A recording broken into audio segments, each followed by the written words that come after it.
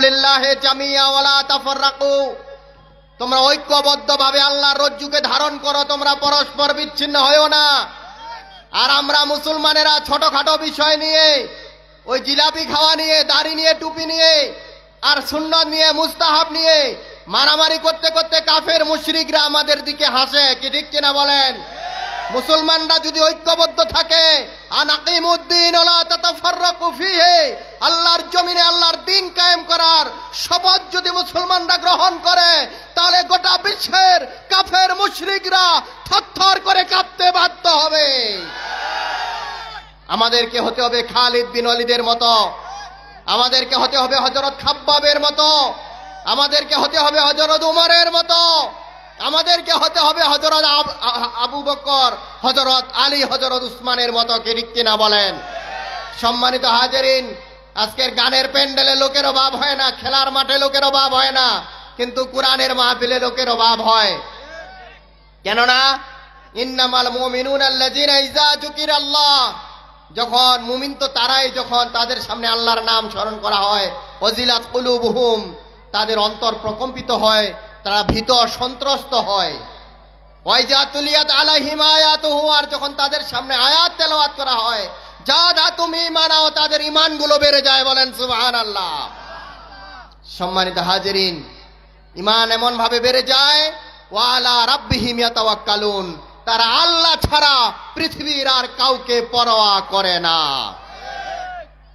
আল্লাহ রাব্বুল আলামিন বড় বড় ফেরাউন, নমরুদ, কিছুদিন আগেও আমাদের মাঝ থেকে যারা আমাদেরকে 16টি বছর ধরে আলেম ওলামাদের উপরে নির্যাতন করেছিল, যারা আমাদের কোরআনের মাহফিলগুলোতে 144 ধারা জারি করেছিল, বিভিন্ন সময় কোরআনের পাখি আল্লামা সাঈদীকে 13টি বছর যারা জেলখানায় ঢুকিয়ে রেখেছিল, যারা অসংখ্য আলেমকে শহীদ করে দিয়েছে, তাদের ভয়ানক ভাবে পিছনের দরজা দিয়ে তারা পালাতে বাধ্য হয়েছে, কি ঠিক কিনা বলেন?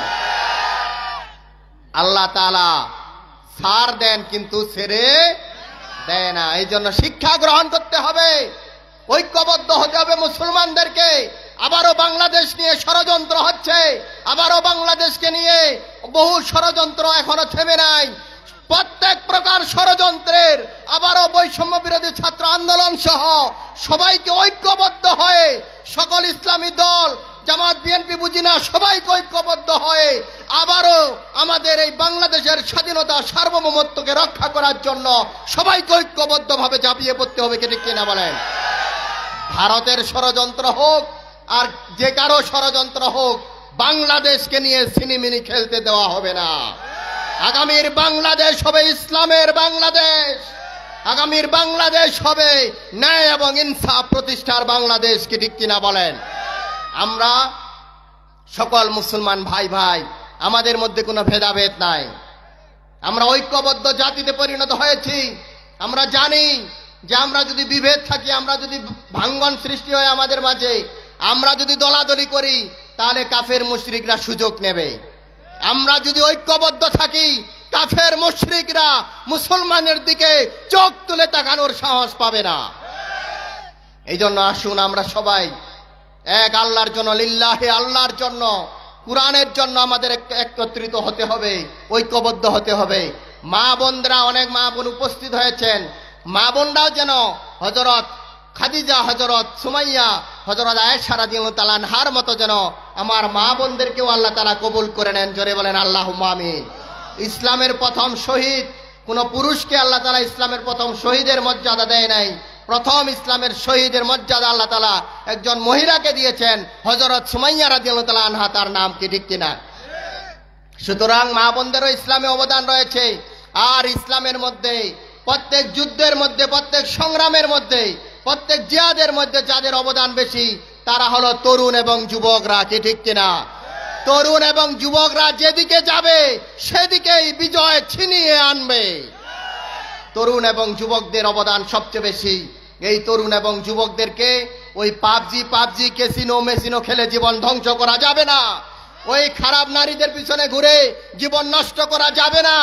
তরুণ এবং যুবকদেরকে কুরআনের ছায়াতলে আসতে হবে, ইসলামের ছায়াতলে আসতে হবে, ঐক্যবদ্ধ হয়ে কালেমার পতাকাকে প্রতিষ্ঠা করার জন্য চেষ্টা করে যেতে হবে।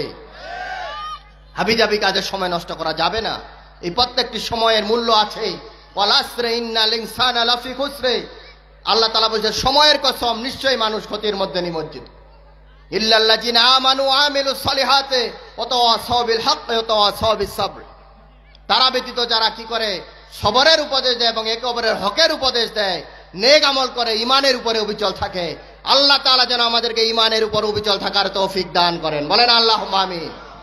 আসলে এখন মাহফিল হচ্ছে তো প্রচুর, এতদিন মানুষ মাহফিল করে শান্তি পায় না, এখন কাজা সহ আদায় করতেছে, কি ঠিক কিনা বলেন? প্রতিদিন মাহফিল হতেই আছে। এই মাহফিল হওয়ার কারণে, বেশি হওয়ার কারণে, ঠান্ডা একটু বেড়ে যাওয়ার কারণে হয়তো মানুষ সংখ্যা একটু কম হয়েছে। তারপরেও যারা কুরআনের কথা শোনার জন্য এসেছে, আল্লাহ হেদায়েতের মালিক, কুরআনের একটা আয়াত মানুষের জীবনের গতিবিধি পাল্টে দিতে পারে। কুরআনের একটা আয়াত মানুষের জীবনের সমস্ত গুনাহগুলো মাফ করে দিয়ে হযরত ওমরের মতো করে কবুল করে নিতে পারে। কুরআন মানুষের জীবন বিধান। ওয়ালাকাদ ইয়াসসারনাল কুরআনা লিযিকির ফাহাল মিন মুদ্দাকির, আল্লাহ তাআলা বলেছেন আমি এই কুরআনকে জিকিরে পরিণত করে দিয়েছি, আমি এই কুরআনকে সহজ করে দিয়েছি। আমাদের কুরআন থেকে উপদেশ গ্রহণ করতে হবে। সম্মানিত হাজিরিন, প্রধান বক্তা আমাদের মাঝে এসেছেন, উনি কথা বলবেন। আল্লাহ রাব্বুল আলামিন যেন আমাদেরকে এই কথাগুলো আমল করার তৌফিক দান করেন, আমরা বলি আল্লাহুম্মা আমিন। এবং আমাদের মাঝে যারা অসুস্থ, আমি নিজেও একটু অসুস্থ, সহসভাপতি যিনি মাহফিলের ওলিয়া রহমান ভাই অসুস্থ, আরও আমাদের মাঝে বেশ কয়েকজন মানুষ অসুস্থ আছেন, দোয়া চেয়েছেন। আমি ধন্যবাদ জানাচ্ছি এই এলাকার যুবক ভাইদেরকে, এই মাছপাড়া ঘটপর এলাকার তরুণ এবং যুবকরা যারা আজকের এই মাহফিলের আয়োজন করেছেন কষ্ট করে। আল্লাহ রাব্বুল আলামিন যেন তাদেরকে ইসলামের জন্য কবুল করে নেন, বলেন আমিন। আল্লাহ রাব্বুল আলামিন যেন তাদের গুনাহগুলো মাফ করে দিয়ে নামাজি হিসেবে, পরেজগার হিসেবে, এলাকার ভালো মানুষ হিসেবে, সমাজের উন্নয়নের জন্য, ইসলামের জন্য, কুরআনের জন্য আল্লাহ রাব্বুল আলামিন যেন কবুল করে নেন, বলেন আমিন। যারা মাহফিলে সহযোগিতা করেছেন, প্রধান অতিথি সহ যারা মাহফিলে এসেছেন, ইমাম সাহেব সহ, আল্লাহ রাব্বুল আলামিন যারা বক্তা ওয়াজ করলেন এবং আমরা যারা আসলাম, আল্লাহ তাআলা আমাদের সকলকে মাফ করে দিন, জিন্দেগির গুনাহগুলো ক্ষমা করে দিন। কুরআনের মহব্বতে, কুরআনের ভালোবাসা আল্লাহ তাআলা যেন আমাদের জান্নাত পর্যন্ত নিয়ে যায়। এলাকাবাসী, আমার মা বোনরা সহ সবাইকে আল্লাহ তাআলা নিরাপত্তা দান করুন, সুস্থতা দান করুন এবং সকলের উপরে আল্লাহ রাব্বুল আলামিন রহমতের বাড়ি দ্বারা নাজিল করুন। আমার সংক্ষিপ্ত আলোচনার এখানে ইতি টানছি। ওয়া আখিরে দাওয়ানা আনিল হামদুলিল্লাহি রাব্বিল আলামিন। আসসালামু আলাইকুম ওয়া রাহমাতুল্লাহি ওয়া বারাকাতুহু।